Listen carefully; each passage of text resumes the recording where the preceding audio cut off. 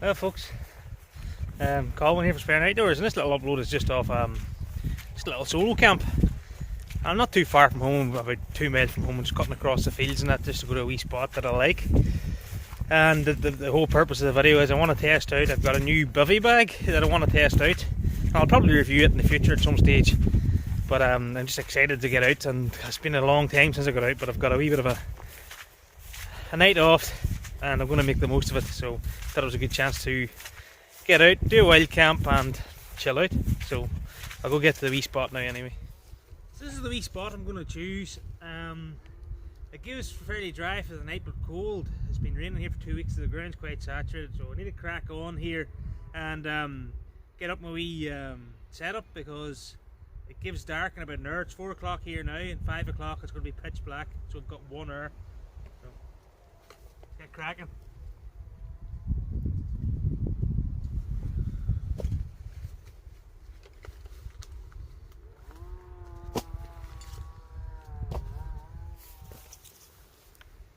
So I'm just pointing the stick there, just not too thin, it has to be big enough to go through the eyelets so it has a bit of strength, and it's just for the tarp. If an old bash shelter there, I'm going to put it up as a lean-to just to give me a wee bit of an area to lie under, and it's not really for anything else because the Bivi bag's fully waterproof, but it's more for sitting around in the evening and have somewhere to shelter if it rains, because it's quite hard to sit inside a Bivi bag and have a wee cup of tea and a bite to eat. So I thought I'd use the bash shelter to make a wee lean-to shelter to lie under, just purely for somewhere to sit in the evening, not for sleeping in, but I'll sleep under it as well, but I really don't need to with the Bivi bag. So that looks pointed enough for me there now.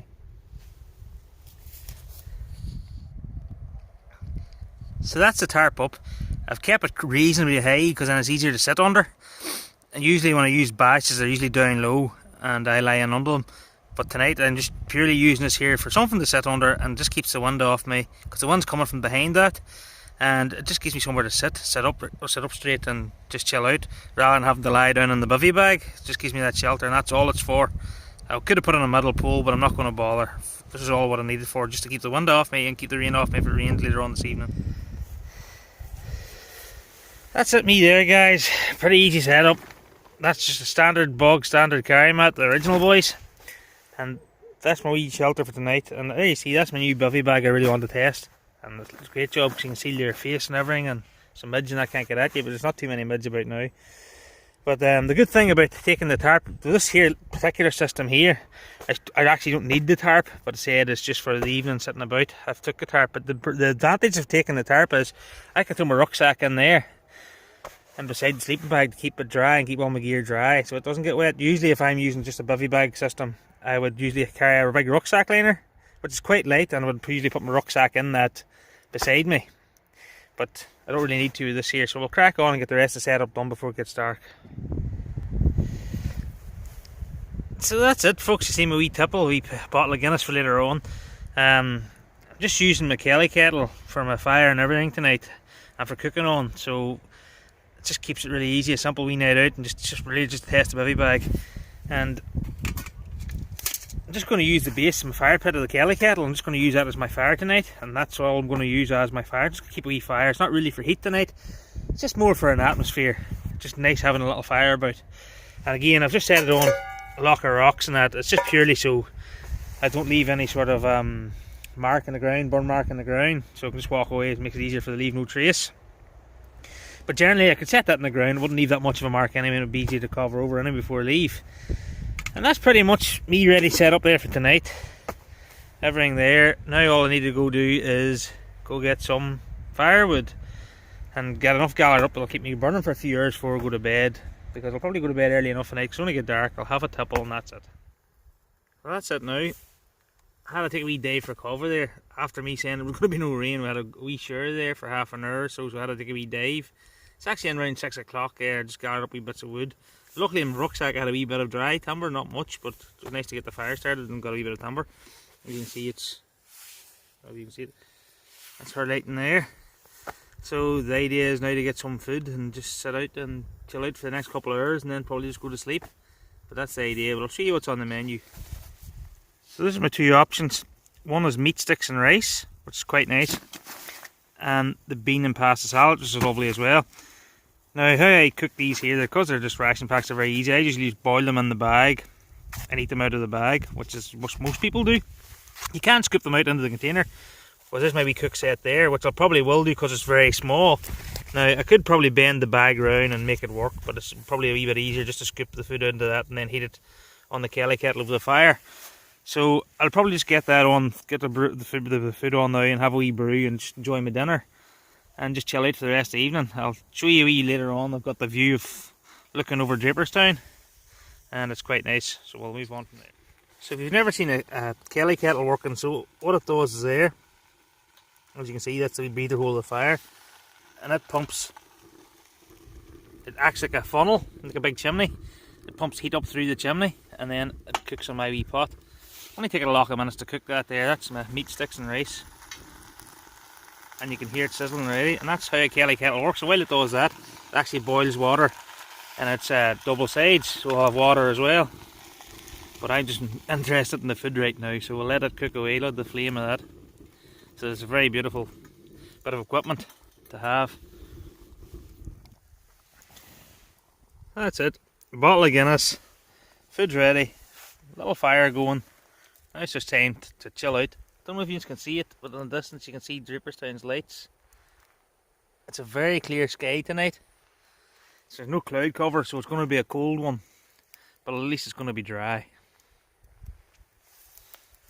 And if you're ever setting up a wee system, before you lay out your bed, actually lying on a slight hill. When you're lying on a slight hill, try and keep your head elevated in the elevated area. It just makes you for a far more comfortable night's sleep.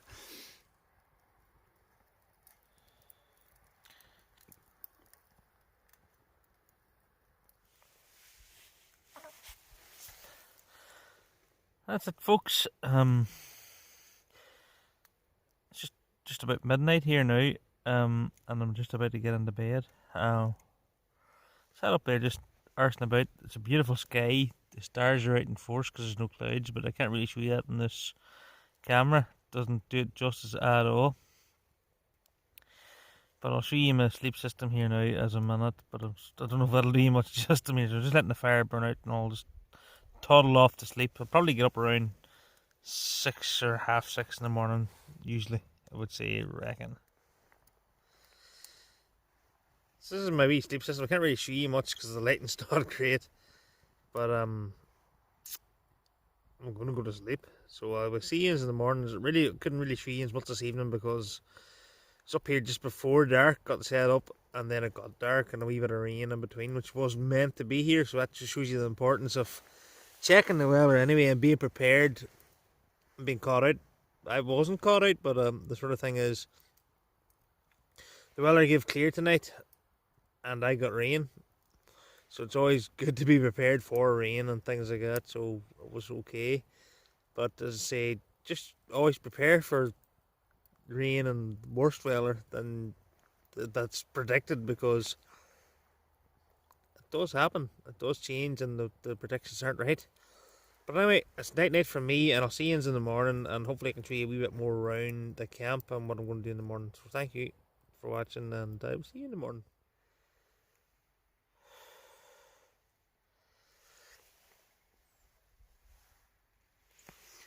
Morning, folks.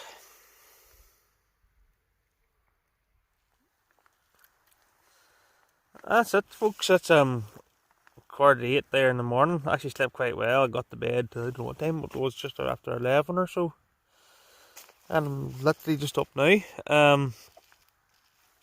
was definitely a cold night, but I was actually quite snug in the survival bag. I got down under it and I fully zipped it over, covers your face and everything, and I had a good winter sleeping bag on, and then I have obviously a wee light jacket on, so I was snug as a bug last night. Fairly impressed with the sleeping bag. Got a wee bit of rain, not how much, didn't give any on the weather forecast, but it got a wee tiny touch of it. Not really worth talking about, so I stayed dry that way. So all's good. So now I must get up and get a bit of breakfast.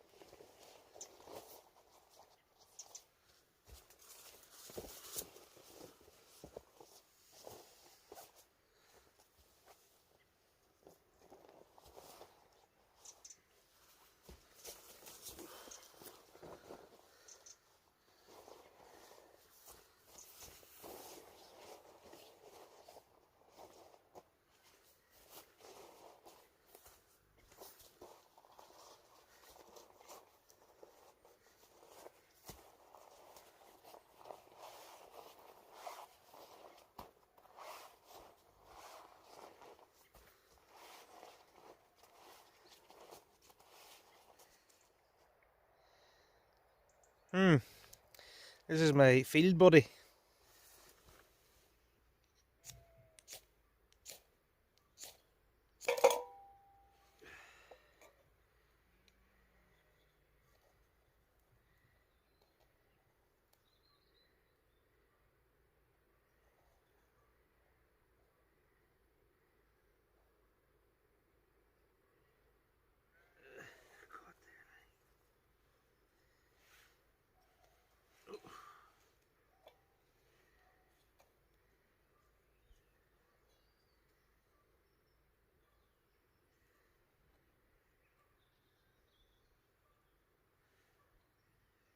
Oh, I need to get some more firewood. Guys, normally what I would do for breakfast, I'm doing boiled eggs for breakfast, but normally what you do for boiled egg is you put water into some sort of pan, put your egg in, and you boil it like so. And I would do that over the Kelly kettle, but the Kelly kettle is slightly different. Usually once I boil an egg in my pan of water, you can then use the pan of water for coffee or tea. But because the Kelly kettle's double lined, the water's already boiling inside this thing as the fire cooks in the chimney. So we don't really need boiled water. I've seen this done a few times. I've never actually got around to doing it, so I'm going to do it this morning. Is boil the egg differently in the Kelly kettle. And all I need to do is get a couple of wee twigs that I've gathered here for the fire and put them in round.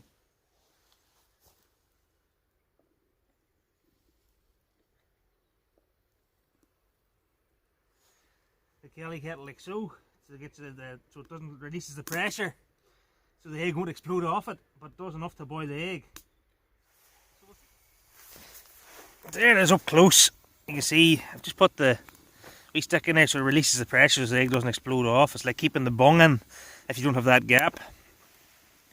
And what it'll do, once the water's boiling in that there, obviously the water boils up through this little chimney. That's where the water is. And that then will heat the egg, and that's just the chimney to let the smoke out from the fire below. That's pretty much how the Kelly kettle works. This here one holds 1.6 litres of water, so it holds quite a lot of water for boiling. But that's that, guys. I've actually taken down, as you see, taken down my camp first because it was a good morning, and just thought I'd rather get it out of the way, then enjoy breakfast. Then all I have to do is go on home.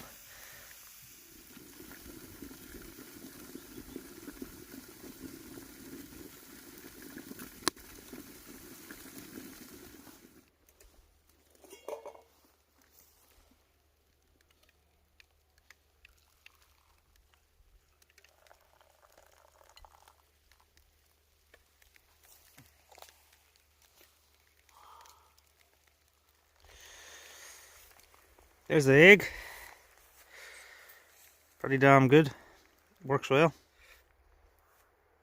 As you can see, guys, that's where I was at. Just right there. And as you can see, everything's picked up. As I say in all my videos, no matter how small or big the activity, I always try to live by leave no trace as best I can. So I've taken every bit of rubbish with me as best I can. And all you can see where was lying at where the grass has been flat. So that's pretty successful. Leave no trace. But that was it, guys. It was just a wee camp out. It's been long overdue for me. I haven't got out much this year because it's been a really hectic year for me.